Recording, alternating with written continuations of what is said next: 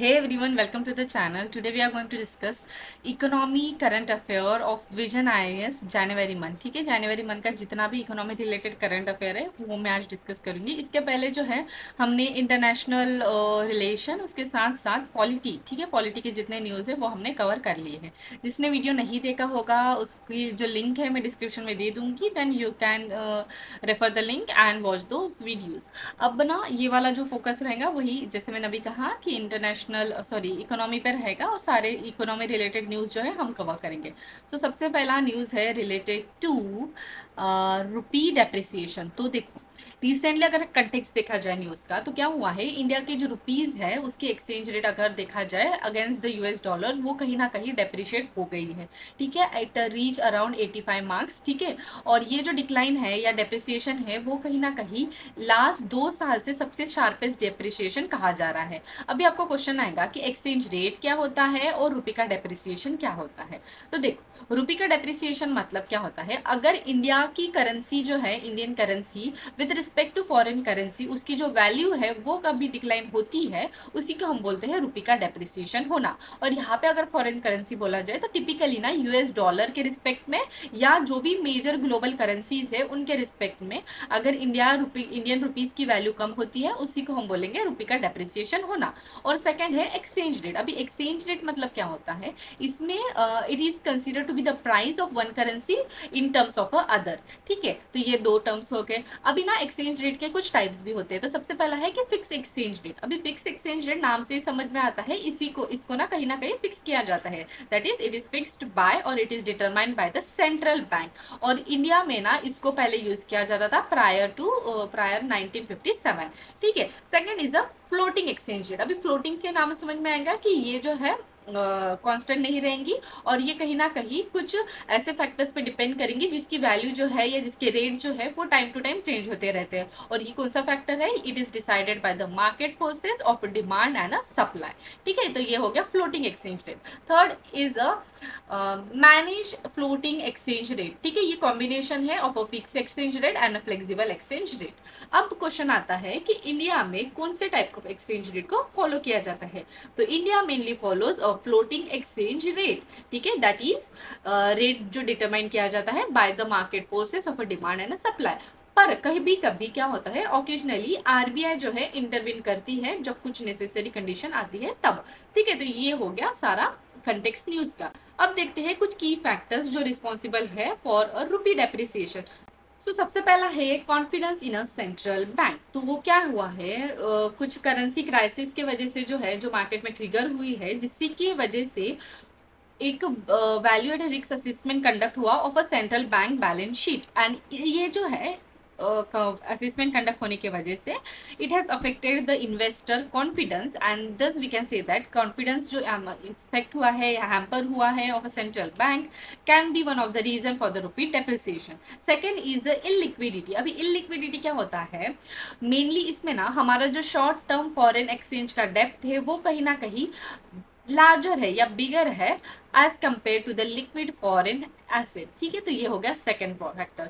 Next is a third factor inflation. तो देखो हमें जैसे पता है कुछ टाइम से हमने नोटिस किया होगा कि हमारा जो इंडिया का इन्फ्लेशन है या जो महंगाई है वो कहीं ना कहीं बढ़ गई है। एंड इसी के वजह से जो है हम बोल सकते हैं हमारी कंट्री की जो महंगाई बढ़ने की वजह से as compare to our other trading partner हमारी जो परचेसिंग पावर होती है ऑफ इंडियन रुपीज वो कहीं ना कहीं अफेक्ट हुई है। एंड इसके वजह से हम बोल सकते हैं हमारा जो एक्सचेंज रेट है उसमें भी जो है चेंजेस या हम बोल सकते हैं डेप्रिसिएशन दिखाई दिया है। Next is the fourth one that is monetary policy and fifth one that is capital flow. तो ये दोनों पॉइंट ना इंटरलिंक है। तो देखो इसमें क्या है, अगर कैपिटल आउटफ्लो होता है किसी भी कंट्री से तो कहीं ना कहीं उन कंट्री का फॉरेक्स रिजर्व जो है वो डिक्रीज होता है। एंड उसी को मेंटेन करने के लिए क्या करती है RBI, mostly US dollar buy करती है और जो भी सफिशिएंट बैलेंस होना चाहिए फॉरेक्स रिजर्व का वो मेंटेन करती है। और ये दोनों फैक्टर के वजह से क्या होता है, अफेक्ट होता है एक्सचेंज रेट में, ठीक है, ऑफ इंडियन रुपीज। तो ये वाला जो पॉइंट हो गया, ठीक है, ये दोनों पॉइंट इंटरलिंक है। अब देखते हैं नेक्स्ट पॉइंट, ट्रेड डेफिशिएट। जैसे हमें पता है इंडिया में ना काफी ज्यादा प्रोडक्ट्स को जो है हमको इंपोर्ट करना पड़ता है, ठीक है, और हमारा जो इंपोर्ट है वो बढ़ता है as compare to the export. तो ये फैक्टर एक्सपोर्ट कम होने की वजह से और इंपोर्ट ज्यादा होने की वजह से इंपोर्ट करने के लिए हमें कहीं ना कहीं फॉरेन करेंसी की यूज होती है, एंड ये कहीं ना कहीं हम बोल सकते हैं वीकन करता है हमारे इंडियन रुपीज को। तो ये वाला एक पॉइंट आ गया। Next is the 7th point, that is global economic factor. अभी कुछ ग्लोबल फैक्टर्स भी जो है वो इम्पैक्ट करती है इंडिया के जो भी रुपी का डेप्रिसिएशन होना या अप्रिसिएशन होना। तो सबसे पहले यहाँ पे मेंशन है कि हाई क्रूड ऑयल प्राइसेस, ठीक है, हम जो है इंपोर्ट करते हैं क्रूड ऑयल को, अगर यही हाई है, ठीक है, उसको बाय करने के लिए हमें और ज्यादा फॉरेन जो है फॉरेन करेंसी की नीड है। अगर फॉरेन करेंसी चाहिए तो फिर से एक आ जाएगा कि हमें फॉरेन करेंसी ले लेंगे तो हमारा फॉरेक्स रिजर्व कम हो जाएगा, और फॉरेक्स रिजर्व मेंटेन करने के लिए हम फिर से क्या करेंगे, we will start to buy the US dollar, and ये जो है अफेक्ट करेगा, ये सारी इंटरलिंकिंग प्रोसेस अफेक्ट करेगा हमारे exchange rate of Indian rupees. तो हम बोल सकते हैं दिस आर सम फैक्टर, ठीक है। High crude oil prices, second is US federal reserve interest rate में हाइक होना या ग्लोबल रिसेशन आना, ठीक है, दिस आर सम फैक्टर। अब देखते हैं इम्पैक्ट क्या होता है, ठीक है, कुछ कुछ पॉजिटिव इम्पैक्ट रहेगा एंड कुछ नेगेटिव इम्पैक्ट रहेगा। तो पॉजिटिव इम्पैक्ट में है कि देखो गुड्स एंड सर्विसेज जो है कम होने की वजह से, जैसे वीकन हो गया रुपीज, ठीक है, डेप्रिसिएशन हो गया रुपीज का, तो गुड एंड सर्विसेज जो है बाकी कंट्रीज को अफोर्डेबल हो जाएंगे या लेस एक्सपेंसिव लगेंगे as compare to other trading partner. तो हमारे जो एक्सपोर्ट रिलेटेड सर्विसेज है जैसे कि आईटी हो गया या फार्मास्यूटिकल हो गया, उसमें बूस्ट दिखाई दे सकती है, ठीक है। Second is a higher remittance value. तो इसमें क्या होता है, जो एनआरआई है जब इंडियन रुपीज सेंड कर या सॉरी जो उनके पर्टिकुलर कंट्री रिलेटेड जहाँ पे वो रिसाइड करते हैं उनकी करेंसी जब इंडिया में सेंड करते हैं, तो उसकी जो वैल्यू है इंडिया में ऑब्वियसली ज्यादा रहेगी, ठीक है, as compare to other Indian rupees, ठीक है। तो हम बोल सकते हैं एनआरआई की रेमिटेंसेस वैल्यू बढ़ जाती है। Third one is affect the capital and investment, ठीक है, जब इंडियन की रुपी का वीकनिंग होता है तो वो कहीं ना कहीं डोमेस्टिक इन्वेस्टमेंट को जो है बूस्ट मिल सकता है, ठीक है, and due to this we can say that it can also affect the export factor, ठीक है। तो ये वाला एक पॉइंट आ गया। अब देखते हैं कुछ नेगेटिव इम्पैक्ट। अभी नेगेटिव इम्पैक्ट में क्या है, देखो पॉजिटिव में तो है एक्सपोर्ट बढ़ेगा, पर ऑब्वियसली इंपोर्ट जो है हमें कॉस्टली गिरेगा, क्योंकि क्या होता है इंडियन रुपीस सस्ते होने की वजह से क्या होगा, हमारा जो इंपोर्ट है वो हमें एक्सपेंसिव लगेगा। एंड दस पर्टिकुलर जैसे कि क्रूड ऑयल वगैरह हम हमेशा बाय करना पड़ता है इंडिया को, तो क्रूड ऑयल जैसे जो मेन नेसेसरी प्रोडक्ट्स है, ठीक है, वो महंगे गिरेंगे। तो ये वाला एक नेगेटिव इम्पैक्ट आ गया। और जब हम महंगा खरीदेंगे तो महंगा बेचेंगे, ठीक है, तो इंडियन के जो, ठीक है, पीपल्स है उनको इन्फ्लेशन ज़्यादा दिखेगा। तो ये वाला एक पॉइंट हो गया। Third is effect on a capital and investment. इसमें क्या होगा, वीकनिंग ऑफ इंडियन रुपीज कहीं ना कहीं ट्रिगर कर सकता है capital fight, and it can also lead to decline of FDI in India, ठीक है। तो ये सारे पॉइंट हो गए नेगेटिव पॉइंट। यहाँ पे और कुछ पॉइंट मेंशन है जैसे कि increase cost of foreign debt, reducing the purchasing power and high import cost, ठीक है, इरोड कर सकते हैं कंज्यूमर सेंटिमेंट्स को। तो this are some positive and the negative point. अब देखते हैं कुछ वे फॉरवर्ड। तो देखो वे फॉरवर्ड यहाँ पे दो मेंशन है, that is short term measure and a long term goal. तो देखो शॉर्ट टर्म में देखो इंडिया अगर बाय करेगी डॉलर्स को तो कहीं ना कहीं वीकनिंग ऑफ रुपीज को प्रमोशन मिलेगा, पर इसका अपोजिट करो तो वीकनिंग में जो है डेप्रिसिएशन में जो है हम चेंजेस ला सकते हैं। तो यस, आरबीआई को जैसे ऑपरेशन परफॉर्म करे मार्केट में कि वो सेल करे डॉलर्स को। उसके बाद है करेंसी स्वैप जैसे एग्रीमेंट लाना चाहिए डिफरेंट कंट्रीज के साथ। उसके बाद है मॉनेटरी पॉलिसी का एडजस्टमेंट करके फॉरेन इन्वेस्टमेंट को अट्रैक्ट करना चाहिए, और उसके साथ साथ इंपोर्ट में जो है रैशनलाइजेशन लाना चाहिए कि कुछ ना कुछ जो नॉन इसेंशियल इंपोर्ट प्रोडक्ट है उसको रेस्ट्रिक्ट कर पाए। So this are some short term measures. Moving to the long term measure, तो सबसे पहला है कि डाइवर्सिफाई करना चाहिए ट्रेड पेमेंट्स को, ठीक है। तो ये कहीं ना कहीं अगर हम डाइवर्सिफाई करेंगे ट्रेड पेमेंट को और इंडियन रुपीज को ही हम अगर इंटरनेशनलाइज करें, जो हम अभी यहाँ पे पढ़ेंगे, ठीक है, नेक्स्ट सेकंड न्यूज यहीं पे मेंशन है, पर अभी मैं आपको एक शॉर्ट में बता देती हूँ कि इंडियन करेंसी को जो है अगर हम यूज करते हैं क्रॉस बॉर्डर ट्रांजेक्शन में, उसी को हम बोलते हैं इंटरनेशनलाइजेशन ऑफ रुपीज। और अगर हम ये करते हैं तो वो कहीं ना कहीं हमारा जो है ट्रेड पेमेंट को डाइवर्सिफाई करेगा, और कहीं ना कहीं हमारा जो है स्ट्रेंथनिंग ऑफ रुपीज को प्रमोट करेगा। और यही फैक्टर जो है इकोनॉमिक सर्वे, ठीक है, 2022 और 2023 के इसमें भी मेंशन किया है। Second is a export promotion, ठीक है, इसमें क्या होगा, it can result reduction in a current account deficit and improve कर सकता है रुपये के स्टेबिलिटी को। ठीक है, रंजन रंगनाथन कमेटी जो है ऑन बैलेंस ऑफ पेमेंट, उन्होंने ये रिकमेंडेशन दी थी। उसके बाद एक फ्री ट्रेड एग्रीमेंट जैसे मेजर्स जो है इंडिया को प्रमोट करने चाहिए है, और ये कहीं ना कहीं हेल्प कर पाएगा for ease of doing business and it can attract the global companies to have certain investment in India. और उसके बाद कुछ एक्स्ट्रा मेजर्स भी यहाँ पे मेंशन है, जैसे कि ये वाले पॉइंट हो गए। ठीक है, इंपोर्ट रिडक्शन करना, एनर्जी डिपेंडेंसी का, ठीक है, इन्फ्लेशन कंट्रोल करना वगैरह। ठीक है, तो ये सारे हो गए related to our first news, that is related to rupee depreciation। तो अभी सेकेंड न्यूज है इंटरनेशनलाइजेशन ऑफ इंडियन रुपीज। तो क्या हुआ है, रिसेंटली आरबीआई जो है उन्होंने कुछ फेमा रिलेटेड रेगुलेशन है उसको लिबरलाइज किया है, और इसको लिबरलाइज करने की वजह से क्या होगा, हमारी जो इंडियन रुपीज है उसको यूज करना फॉर क्रॉस बॉर्डर ट्रांजेक्शन, उसको इंकरेजमेंट मिलेगी। ठीक है, और इंडियन रुपीस को क्रॉस बॉर्डर सेटलमेंट करने को या ट्रांजेक्शन करने को जब यूज किया जाता है उसी को हम इंटरनेशनलाइजेशन ऑफ रुपीस कहते हैं। अभी क्या रिसेंटली चेंजेस लाए हैं फेमा रेगुलेशन में, ठीक है, ये इतने इंपॉर्टेंट नहीं है, मैं ऊपर से आपको बता देती हूँ। बस इतना याद रखना कि इंटरनेशनलाइजेशन ऑफ रुपीस क्या होता है, और यहाँ पे कुछ टर्म्स यहाँ पे मेंशन है वो आपको याद रखना इंपॉर्टेंट है, ना कि ये इतना डिटेलिंग में जाना। ठीक है, फिर भी मैं आपको एक बार बता देती हूँ। तो देखो रिसेंट चेंजेस क्या लाए हैं, तो सबसे पहला है जो भी people residing out of India उनकी रिलेटेड कुछ प्रोविजन यहाँ पे मेंशन है। सबसे पहला है कि जो भी पर्सन है, ठीक है, जो रिसाइड करते हैं आउटसाइड इंडिया, वो ओपन कर पाएंगे इंडियन रुपीज अकाउंट को in the oversea branches of authorise dealer bank. ठीक है, एंड उसी के थ्रू जो है वो सेटलमेंट वगैरह करेंगे ट्रांजेक्शन का। उसके बाद सेकेंड है कि settle transaction with other person residing outside India using the balance of their INR account. ठीक है, और यहाँ पे एक पॉइंट है कि इंडियन एक्सपोर्टर्स जो है वो जो है ओपन कर पाएंगे account in any foreign currency oversee for settlement of a trade transaction. ठीक है, तो ये तीनों जो पॉइंट है यहाँ पे मेंशन किए गए हैं। ठीक है, जो रिसेंट चेंजेस फेमा रेगुलेशन में लाए गए हैं। अब यहाँ पे कुछ डिफरेंसेस दिए हैं वोस्त्रो अकाउंट और नोस्त्रो अकाउंट में। अभी क्या होता है, देखो ये हो गई यूएस की बैंक और ये हो गई इंडिया की बैंक। ठीक है, जब यूएस की, सपोज मैंने एक एग्जांपल दिया एक कंट्री का, ठीक है, तो देखो अगर यूएस की बैंक में, ठीक है, फॉरेन बैंक अकाउंट हेल्ड किया जा रहा है इन अ डोमेस्टिक बैंक, ठीक है, इंडिया में, ठीक है, अभी इंडिया में हम हैं, ठीक है, अगर ये फॉरेन बैंक अकाउंट अगर इंडिया में खोला जाता है इन अ लोकल करेंसी, उसको हम बोलते हैं वोस्त्रो अकाउंट। ठीक है, यहाँ पे जैसे मेंशन है US bank hold an account in Indian bank in Indian rupees, उसको हम बोलते हैं वोस्त्रो अकाउंट। अभी नोस्त्रो में क्या है, उसका ही अपोजिट रहेगा, हमारी जो इंडियन बैंक है वो हेल्ड करे, ठीक है, उनका अकाउंट रहेगा फॉरेन बैंक में, ठीक है, इन अ ओवरसी जो भी कंट्री की करेंसी रहेंगे उसमें। ठीक है, जैसे यहाँ पे मेंशन है SBI hold an account in US bank in a USD US dollar. ठीक है, वो हो गया नोस्त्रो अकाउंट। ठीक है, वोस्त्रो अकाउंट में और एक पॉइंट मेंशन है कि ये अलाउ करेगा फॉरेन बैंक को कि वो ऑपरेट करे in other countries and facilitate करेगा ट्रांजेक्शन को।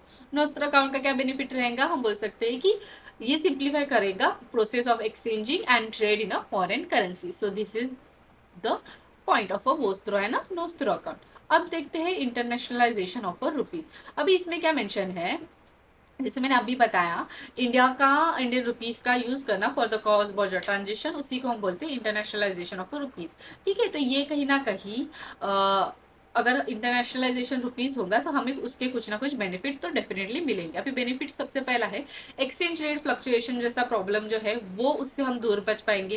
करेंसी क्राइसिस या इन्फ्लेशन प्रेशर जो होता है ग्लोबल मार्केट में, उससे हम जो है दूर रह पाएंगे। thus we can say that it will reduce the vulnerability of such issues। second is limited exchange rate risks। अभी जो मैंने बताया, ठीक है, एक्सचेंज रेट फ्लक्चुएशन से जो है हम थोड़े बच पाएंगे। ठीक है, उसके बाद है third reduce the requirement of a forex reserve. जैसे मैंने अभी बताया था कि ठीक है एक साइकिल चलती है, देखो हम एक बार मैं आपको फिर से बता देती हूँ। तो क्या होता है, अगर इंपोर्ट करते हैं हम, ठीक है, इंपोर्ट करना पड़ता है, इंपोर्ट करने के लिए हमें पैसे लगेंगे। ठीक है, तो ये जो रहेंगे डॉलर के फॉर्म में अगर रहते हैं, ठीक है, डॉलर कम हो जाएंगे, इंडिया के फॉरेक्स रिजर्व जो है उसको मेंटेन करने के लिए पर्टिकुलर अमाउंट ऑफ जो रिजर्व अमाउंट लगता है, ठीक है, वो कहीं ना कहीं डिक्रीज होगा। और ये डिक्रीज होने की वजह से होगा, आरबीआई क्या करेगी, RBI will by the dollar and it will affect the rupees का जो भी एक्सचेंज रेट होता है, ठीक है।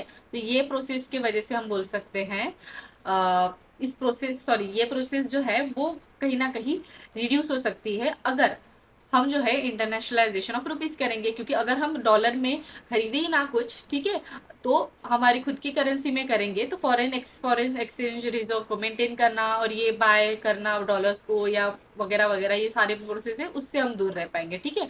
तो यही पॉइंट हो गया, reduce the requirement of foreign reserve.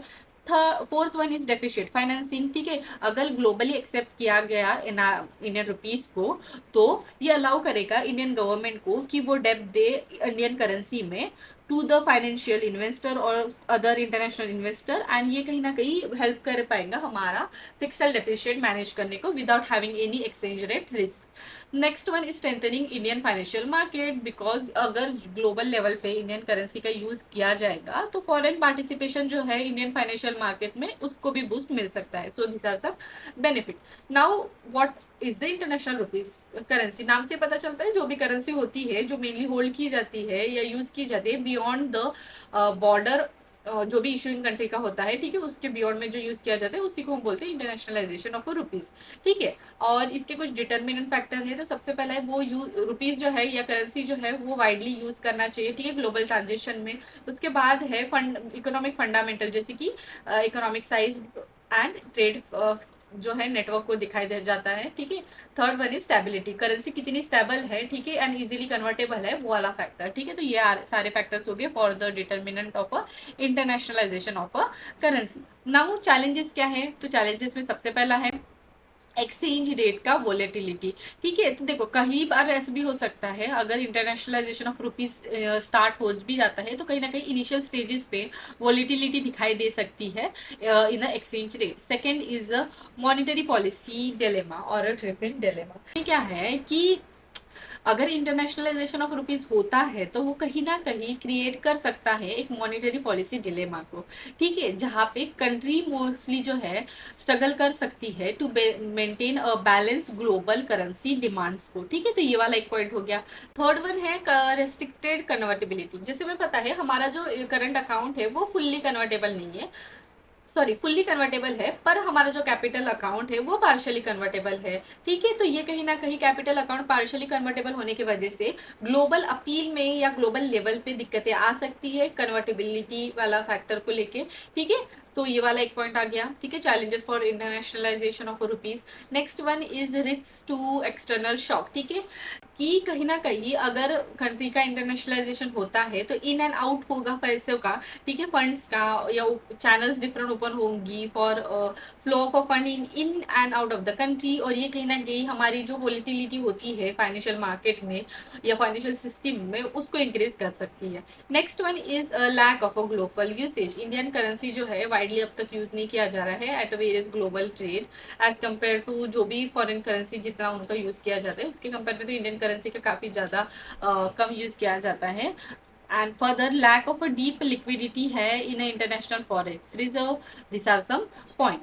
Now यहाँ पे एक पॉइंट यहाँ पे मेंशन है, इंडियन रुपीज जो है was a legal tender in a gulf country, जहाँ पे कुवैत, बहरीन, कतार and UAE till 1917, okay, and currency had same value as Indian rupees and was known as a Gulf rupee or a external rupees। तो ये वाला एक fact यहाँ पे उन्होंने मेंशन किया है।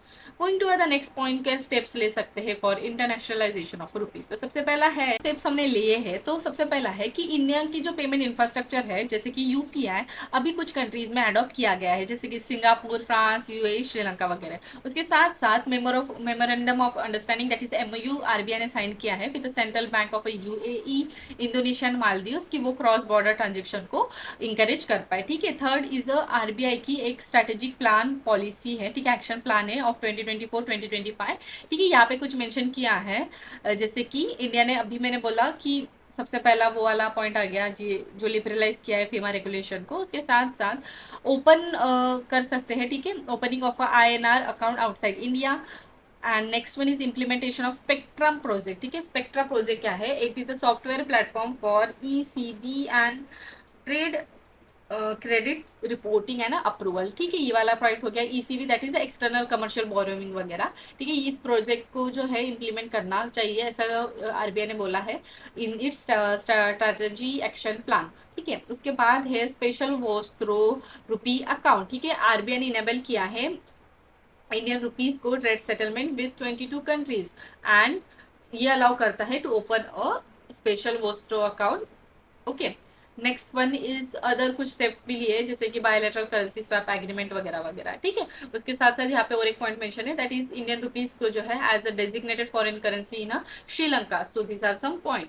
उसके बाद क्या वे फॉरवर्ड है, ठीक है, ये स्टेप तो ले है, पर अभी हम और क्या कर सकते हैं, तो सबसे पहला है internationalisation of Indian payment system, ठीक है, जैसे कि आरटीजीएस वगैरह या यूपीआई अभी कुछ कंट्रीज में तो अडॉप्ट किया गया है, पर और उसको एक्सटेंड कर सकते हैं। उसके साथ साथ आरटीजीएस एंड निफ्टी जैसे प्रोविजन जो है उसको भी एक्सटेंड कर सकते हैं।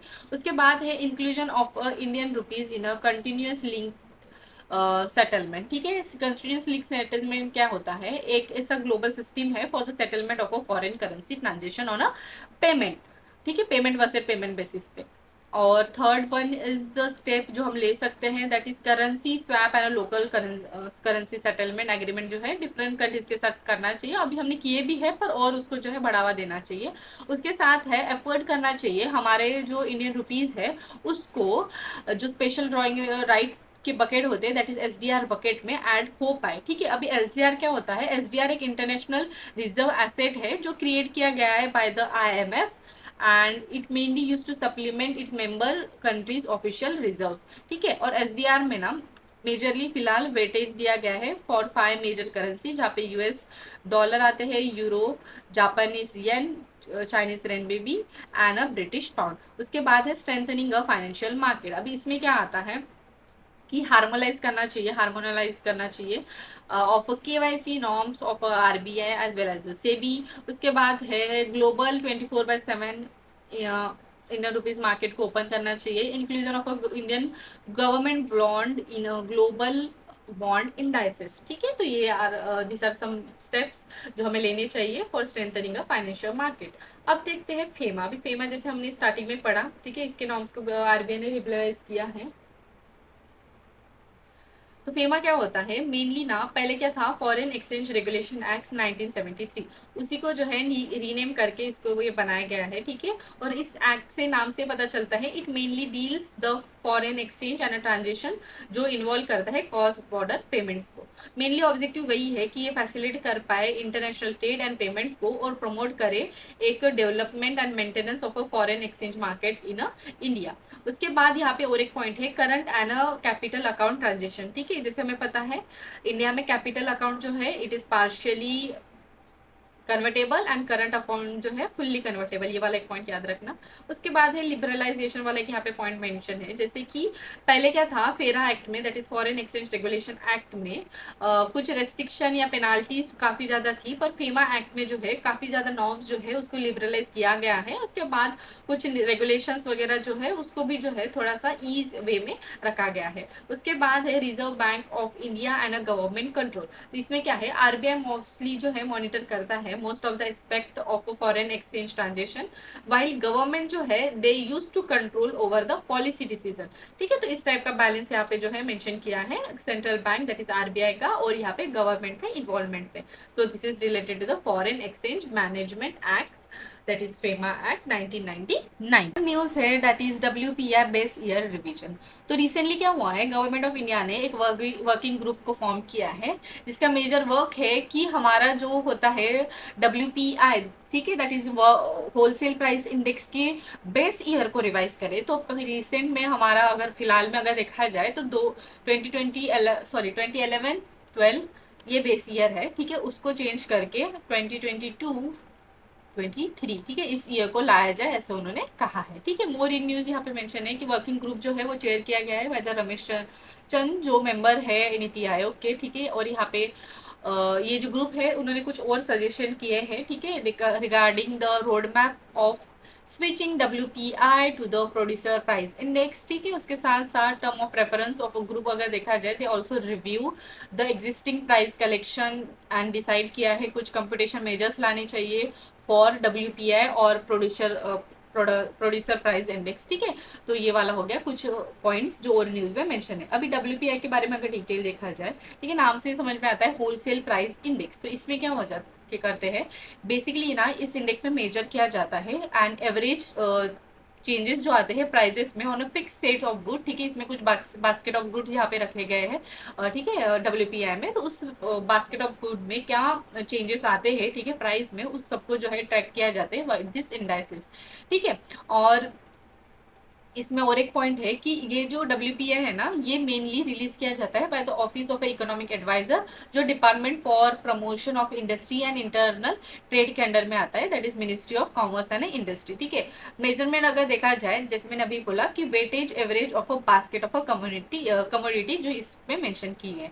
बास्केट ऑफ कम्युनिटीज अगर देखा जाए तो 697 कम्युनिटीज है, जिसको मेजरली 3 मेजर ग्रुप में डिवाइड किया है, जहाँ पे आता है primary articles, and next one is a fuel and power, and third one is a manufacture product, ठीक है। तो देखो प्राइमरी आर्टिकल्स में ना 4 सब ग्रुप है, food article, non food article, minerals and crude petroleum and natural gas, ठीक है, ये प्राइमरी स्टेज में। और एक याद रखना, फ्यूल एंड पावर जो है वो सेकेंडरी स्टेज है, पर crude petroleum and natural gas जो है वो प्राइमरी आर्टिकल्स में आते हैं, ठीक है। इसमें इसके रिलेटेड ही कुछ जो है पीवाई क्यू आ चुका है, सो एक बार ना ये वाला पॉइंट आप जो है अच्छे से पढ़ लेना।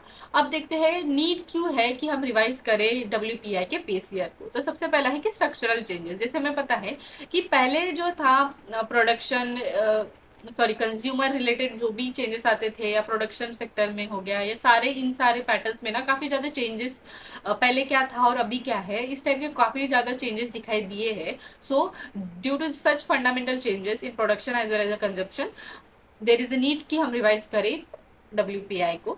उसके साथ साथ डब्ल्यूपीआई के बेस ईयर को, उसके साथ साथ अपडेटिंग अ कमोडिटी बास्केट, ठीक है, कुछ प्रोडक्ट्स को इंक्लूजन करना चाहिए या कुछ प्रोडक्ट्स को रिमूव करना चाहिए, उसकी भी नीड आई है। उसके बाद है कि जीएसटी का लागू होना, ठीक है, कि जो कंपेटेबिलिटी बैठनी चाहिए of WPI and GST services, ठीक है, उसको इंश्योर करने के लिए जो है बेस ईयर को चेंज करना चाहिए। अब देखते हैं next point, that is producer price index, ठीक है। WPI that is wholesale price index, PPI that is producer price index. तो प्रोड्यूसर प्राइस इंडेक्स में क्या रहेगा, इसमें ना average changes in price of a producer receive, ठीक है, ऑफ गुड्स एंड सर्विसेज जो सोल्ड होते हैं इन अ डोमेस्टिक मार्केट और बीन एक्सपोर्टेड, ठीक है। तो उसको जो है मेजर करने के लिए प्रोड्यूसर प्राइस इंडेक्स होता है। 2 टाइप्स होते हैं, एक आउटपुट पीपीपी और एक होता है इनपुट पीपीआई। तो इसमें क्या होता है आउटपुट पीपीआई में, इसमें ना मेजर किया जाता है एवरेज प्राइस चेंजेस जो आते हैं, इसमें ना सारे गुड्स को कवर किया जाता है, सर्विसेज को कवर किया जाता है, जो mainly resultant from the activities of sold of a domestic और एक्सपोर्ट मार्केट। और इनपुट में क्या होता है, यहाँ पे ना चेंजेस जो भी है मेजर किया जाता है in the price of all intermediate input use in a production at a specified sector of economy, ठीक है। कुछ स्पेसिफाइड सेक्टर ऑफ इकोनॉमी वाला फैक्टर इसमें कंसिडर किया जाता है, पर यहाँ पे ना ऑल गुड्स एंड सर्विसेज को कवर किया जाता है आउटपुट में, ठीक है। अभी नीड जैसे मैंने अभी बोला कि जो कमेटी का फॉर्मेशन हुआ है, उन्होंने भी एक रिकमेंडेशन दी है कि डब्ल्यूपीआई को रिप्लेस करके पीपीआई लाना चाहिए, ठीक है, जो मैंने अभी बताया। तो ये पीपीआई को लाने की क्यों नीड है, तो सबसे पहला है कि मल्टीपल काउंटिंग बायसेस, ठीक है। तो डब्ल्यूपीआई जो है काउंटिंग करते वक्त, डब्ल्यूपीआई इंडेक्स काउंट करते वक्त काफ़ी ज़्यादा बायसेस दिखाई देती है while building sorry while counting the same product, ठीक है। सो मल्टीपल बायसेस वाला इशू होने की वजह से उसके बाद है exclusion of certain services sector, ठीक है। जैसे हमें पता है सर्विस सेक्टर मेनली कंट्रीब्यूट करता है around 55% of GDP, but WPI exclude करता है सर्विस सेक्टर को, तो ये वाला एक पॉइंट हो गया। Third one is inclusion of taxes. जैसे हमें पता है न्यू डब्ल्यूपीआई इंडेक्स सॉरी हमारा जो डब्ल्यूपीआई इंडेक्स है, ठीक है, सीरीज जिसका बेस ईयर ये वाला है, ठीक है, वो कंसिडर किया जाता है ओनली बेसिक प्राइजेस, ठीक है, एंड ये किसी भी टाइप के टैक्सेस को या रिबेट या ट्रेड डिस्काउंट, उसके साथ साथ ट्रांसपोर्ट एंड अदर चार्जेस को इंक्लूड नहीं करता। तो इस टाइप के एक्सक्लूजन होने की वजह से भी कुछ जो है हम बोल सकते हैं दिक्कतें आती है, या इंडेसेस में जो बोल सकते हैं स्पेसिफिसिटी या एक्यूरेसी नहीं होती है, ठीक है। तो ये वाला एक पॉइंट आ गया। उसके बाद है एडवांटेजेस कुछ दिए गए हैं ऑफ प्रोड्यूसर प्राइस इंडेक्स, जैसे कि यहाँ पे कवर करेगा सर्विस सेक्टर को, टैक्सेस को भी इंक्लूड करेगा, उसके साथ साथ इंटरनेशनल लेवल पे भी ना काफ़ी सारे कंट्री जो है पीपीआई को ही यूज़ करते हैं। So this are the some point कि क्यों डब्ल्यूपीआई को रिप्लेस करना चाहिए बाय पीपीआई और क्या एडवांटेज है पीपीआई लाने में, ठीक है। अब यहाँ पे फैक्टर्स दिए हैं, जैसे मैंने बोला WPI होलसेल लेवल को जो है बिफोर रिटेल उसके प्राइस चेंजेस को देखता है। PPI क्या रहेगा, प्रोड्यूसर लेवल का। ठीक है, CPI क्या होता है, कंज्यूमर प्राइस इंडेक्स, यहाँ पे कंज्यूमर लेवल का। ठीक है, रिटेल प्राइस जो पेड किया जाता है बाय द कंज्यूमर। इसका स्कोप देखा जाए तो ये मेनली गुड्स को कंसिस्ट करता है एट अ होलसेल स्टेज, ठीक है, before reaching the consumer. PPI में क्या रहेगा, कवर करेगा गुड्स एंड सर्विसेज को। ठीक है, जैसे यहाँ पे याद रखो, यहाँ पे सर्विसेज नहीं आती है, तो यहाँ पे PPI में क्या रहेगा, गुड्स एंड सर्विसेज रहेगा प्रोड्यूसर लेवल पे, including the input and the output. CPI में क्या होता है, यहाँ पे भी गुड्स एंड सर्विसेज आती है, कंज्यूम किया जाता है जो हाउस होल्ड की। इसका बेस ईयर 2011-12। PPI अभी तक ऑफिशियल इंप्लीमेंट नहीं हुआ है, तो उसके बारे में कुछ बोल नहीं सकते। CPI का 2012। कंपोजिशन अगर देखा जाए तो प्राइमरली मैन्युफैक्चर प्रोडक्ट्स को कंसिस्ट करता है, फ्यूल है ना, प्राइमरी आर्टिकल्स। उसके बाद PPI में क्या रहेगा, बोथ गुड्स एंड सर्विसेज रहेंगी and across different level of production.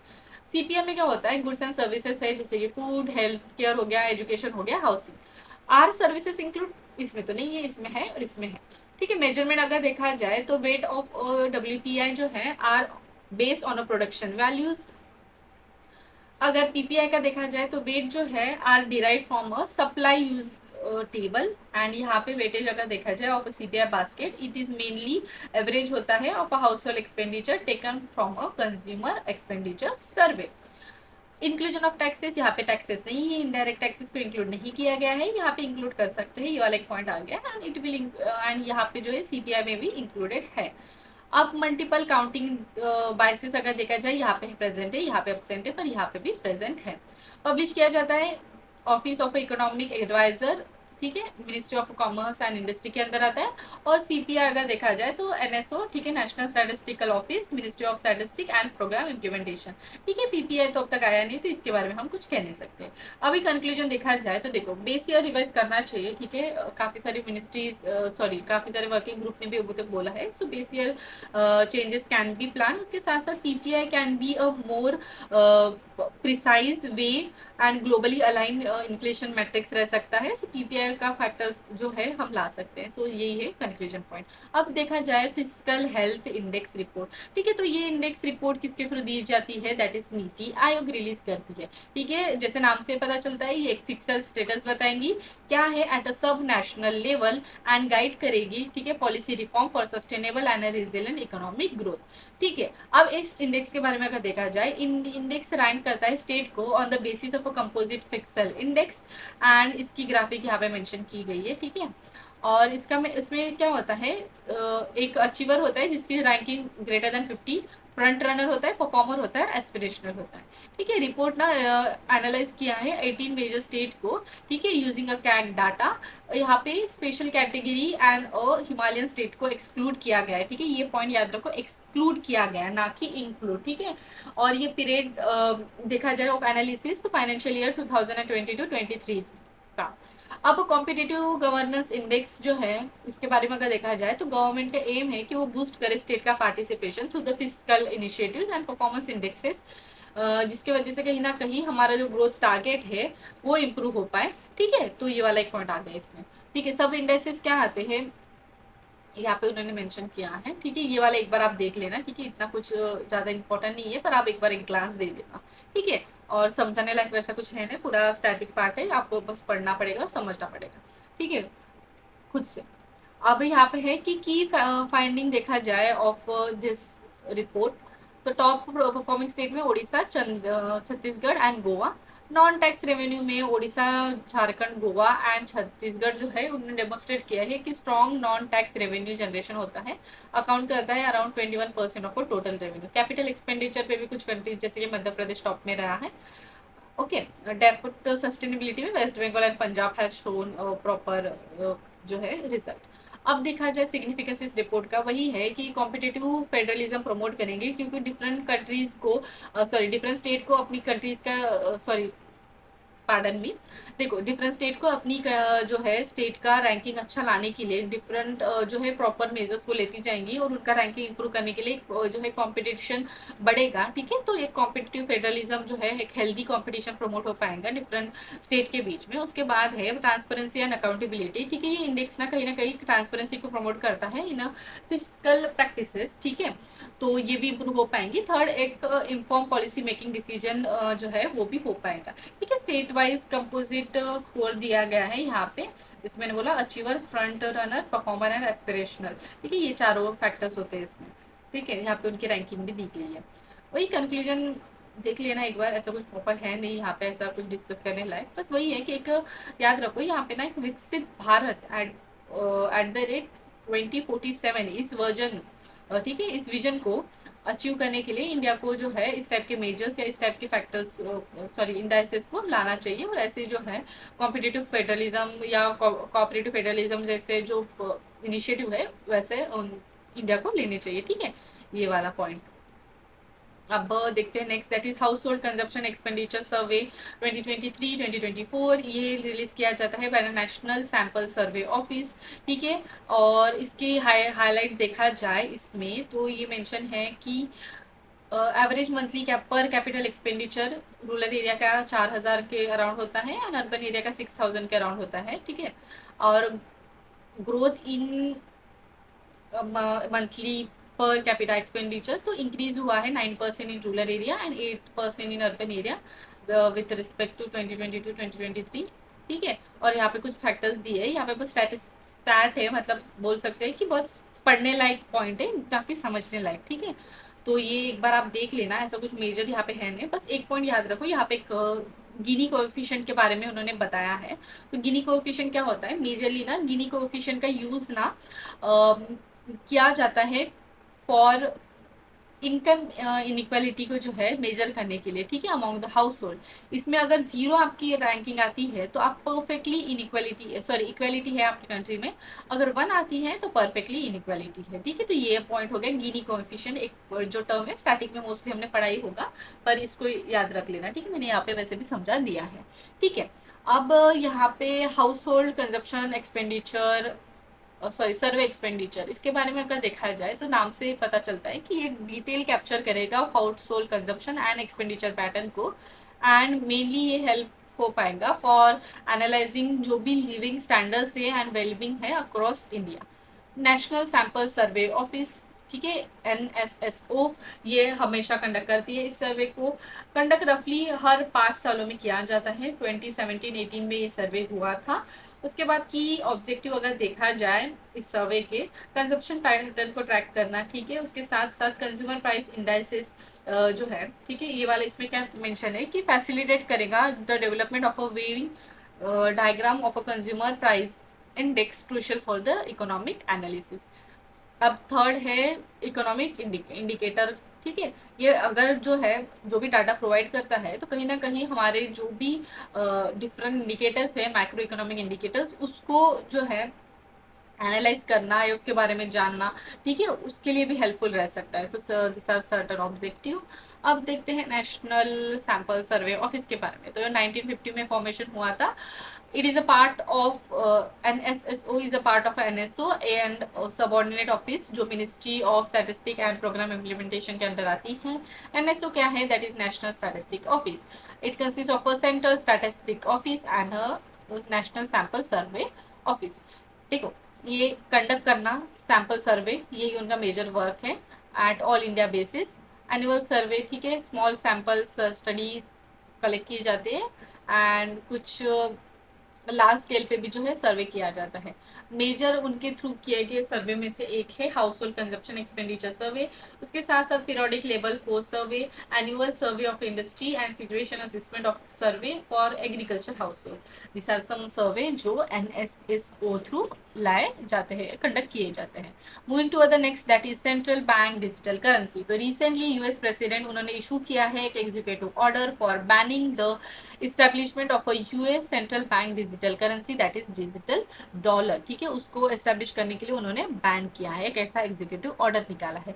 अभी डिजिटल करेंसी क्या होता है, तो mainly it is a form of a money, ठीक है, जो एक्सक्लूसिवली अवेलेबल रहेगा डिजिटल फॉर्मेट में या इलेक्ट्रॉनिक फॉर्मेट में, ठीक है। इसको हैंडल करना, प्रिजर्व करना या एक्सचेंज करना, वो सारा डिजिटली कंप्यूटर सिस्टम थ्रू ही किया जाएगा which is connected to the internet, ठीक है। तीन टाइप ऑफ डिजिटल करेंसी होते हैं। सबसे पहला है कि क्रिप्टो करेंसी, ठीक है। इसमें क्या होता है, ये जनरेट क्रिप्टो करेंसी में जनरली इट रेगुलेट करता है generation of a new unit and secure करता है ट्रांजेक्शन को, ठीक है, यूजिंग अ क्रिप्टोग्राफिक मेथड, जहाँ पे मेनली अगर देखा जाए ब्लॉक चेन लेजर को यूज किया जाता है for a verified transaction. Control अगर देखा जाए तो ये डिसेंट्रलाइज फॉर्म में होता है, ठीक है। और ये सेकंड है that is central bank digital currency. तो इसमें ये क्या होता है, डिजिटल वर्जन होता है ऑफ अ फिएट करेंसी जो इशू की जाएंगी बाय द सेंट्रल बैंक। नाम से समझ में आता है सेंट्रल बैंक डिजिटल करेंसी, जो सेंट्रल बैंक थ्रू इशू की जाएंगी, सेंट्रलाइज फॉर्म में रहेगा जैसे कि डिजिटल रुपीज। मेनली ये मेंटेन करेगा the reliability and security of a traditional currency. Next is a stable coin. तो स्टेबल कॉइन में क्या होता है, typically it is backed by underlying asset, reserve और बाय एन अल्गोरिदम, ठीक है, जो मॉडिफाई होता है, ठीक है, that modify a supply based on a market demand, ठीक है, मार्केट डिमांड की सप्लाई के अकॉर्डिंग जो मॉडिफाई होता है, ठीक है। तो ये सेंट्रलाइज और हाइब्रिड मॉडल भी रह सकता है, यहाँ पे उसका एग्जांपल दिया गया है, ठीक है। तो ये हो गया तीन टाइप ऑफ डिजिटल करेंसी।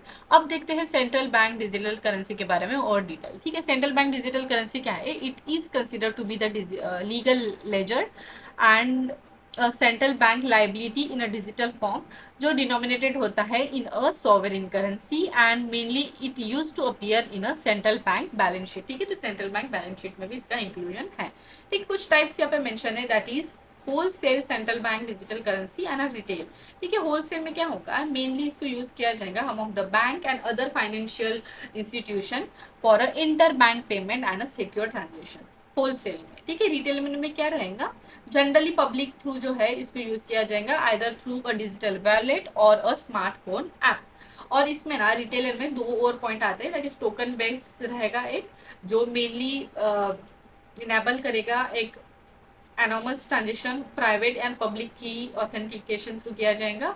और सेकेंड है अकाउंट बेस जो है सेंट्रल बैंक डिजिटल करेंसी, जहाँ पे डी कैश ऑफ ईस्टर्न सेरेबियन, ठीक है, यहाँ पे एग्जांपल दिया है, इसके फॉर्मेट में मिला है, दैट इज डिजिटल आइडेंटिफिकेशन होगा थ्रू द अकाउंट एक्सेस। तो ये दो टाइप्स हो गए ऑफ रिटेल सीबीडीसी, ठीक है। अब देखते हैं कुछ पोटेंशियल बेनिफिट। तो देखो फाइनेंशियल इंक्लूजन होने के लिए पॉजिटिव रह सकता है, ठीक है, जो भी अंडर बैंक पीपल है वो डिजिटल सर्विसेज का जो है बेनिफिट मिल सकता है। Second is reduce the transaction limit, transactional cost, ठीक है, एलिमिनेट कर सकेगा इंटरमीडियरी जो भी होते हैं like a commercial bank and a payment procedure, ठीक है, उसको रिड्यूस कर पाएगा, ठीक है। और ये कहीं ना कहीं ट्रांजेक्शन कॉस्ट को भी जो है रिड्यूस कर पाएगा। Next one is reduce the dependency of a cost, ठीक है, कैश, ठीक है, कैश की डिपेंडेंसी कम हो सकती है एंड उसका प्रिंटिंग करना, डिस्ट्रीब्यूट करना, मैनेज करना फिजिकल फॉर्म में, वो कहीं ना कहीं उसका जो कॉस्ट लगता है वो भी रिड्यूस होता है। उसके बाद है improve the monetary policy transaction, ठीक है। सेंट्रल बैंक कैन इम्प्लीमेंट कर सकता है एक डायरेक्ट स्टिमुलस मेजर, जहाँ पे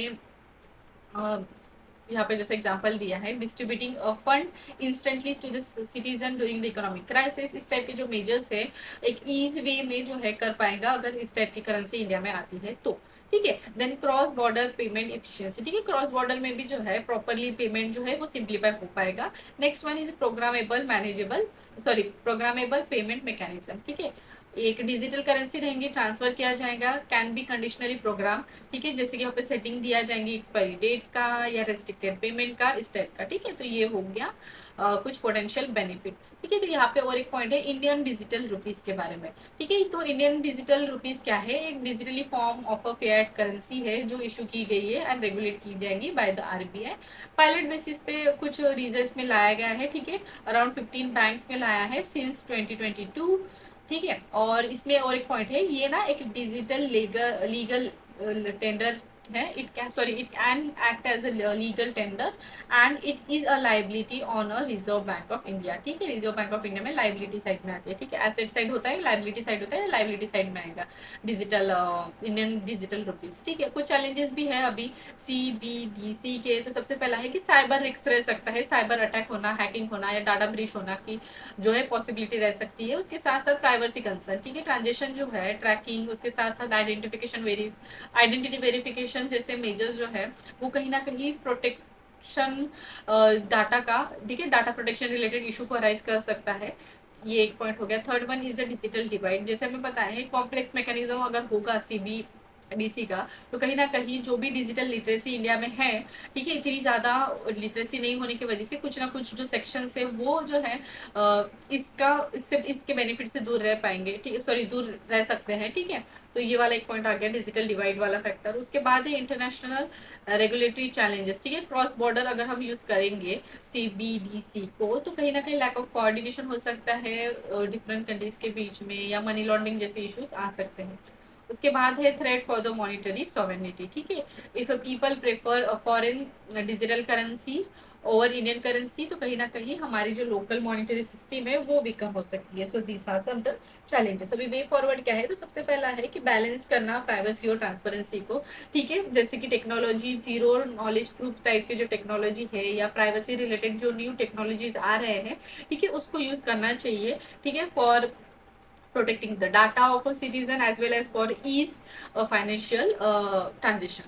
और यहाँ पे जैसे मेंशन है जीरो नॉलेज प्रूफ। तो जीरो नॉलेज प्रूफ क्या होता है, एक क्रिप्टोग्राफिक मेथड है जो मेनली यूज की जाती है कि वो प्रूव करे knowledge about the certain piece of a data without revealing a data itself. ठीक है, next one is monetary policy and physical policy का इंटीग्रेशन। ठीक है, स्पेसिफिक यूज केस, मतलब कुछ स्पेसिफिक केसेस में यूज करना चाहिए। ठीक है, for a direct benefit transfer और सब्सिडीज देना या सोशल सिक्योरिटी पेमेंट वगैरह करना। ठीक है, रेगुलेटरी एंड लीगल फ्रेमवर्क। ठीक है, स्टेट जो है they need to be unambiguously define करना चाहिए क्या होता है central bank digital currency and other digital currency. ठीक है, उसके साथ साथ ये भी ध्यान रखना चाहिए कि कंज्यूमर राइट को जो है कुछ हार्म ना हो। ठीक है, कंज्यूमर उसको प्रॉपरली यूज कर पाए। ठीक है, सारा ओवरऑल जो है व्यूज को देखने के बाद ही जो है गवर्नमेंट को इस टाइप के मेजर्स ब्रॉडर लेवल पे लाने चाहिए। So this is the way forward. और यहाँ पे और एक पॉइंट है कि cross border collaboration and standardisation लाना चाहिए। ठीक है, इंटरनेशनल या ग्लोबल कम्युनिटी किस तरीके से वर्क कर पाएगी विद द डिजिटल करेंसी, उस सारे फैक्टर्स को भी कंसिडर करना चाहिए। अब next one is the Indian digital economy. तो ministry of electronics and information technology उन्होंने रिसेंटली रिलीज किया है एक कंप्रेहेंसिव स्टडी जिसका टाइटल है estimation and measurement of a digital economy. ठीक है, स्टडी में जो है स्टडी की गई है by the Indian council for research on international and economic relation. ठीक है, it is based on international expected framework जो डेवलप किया गया है by OECD, that is organisation for economic cooperation and Asian development bank. ठीक है, India will be the first developing among the first developing country जो use करेंगी इस framework को to estimate the size of a digital economy in its own country. अब digital economy क्या होता है, जनरली डिजिटल इकोनॉमी इस टाइप के इकोनॉमी को कहा जाता है जहाँ पे IT sector, sorry ICT sector, that is information and communication technology वाले सेक्टर्स का यूज किया जाता है। ठीक है, और यहाँ पे जैसे कि यहाँ पे मेंशन है telecommunication, internet, ICT service, hardware and software. और यहाँ पे कुछ ओवरव्यू दिया गया है इंडियन डिजिटल इकोनॉमी 2022-2023 का। स्टेटस अगर देखा जाए तो India is third largest digitalise country as per state of Indian digital economy report 2020-24। ठीक है, ये डाटा आप कहीं पे नोट कर लेना, आपके डाटा वाली अगर आपने शीट्स बनाई होंगी उसमें। ठीक है, तो ये आपको हैंडी हो जाएगा कहीं पे यूज करने के लिए। उसके साथ साथ यहाँ पे और एक पॉइंट मेंशन है कि place 12 among G20 country in the level of a digitalisation of a individual user. उसके बाद कंट्रीब्यूशन अगर देखा जाए तो कंट्रीब्यूशन में 11.74% है ऑफ अ नेशनल इनकम।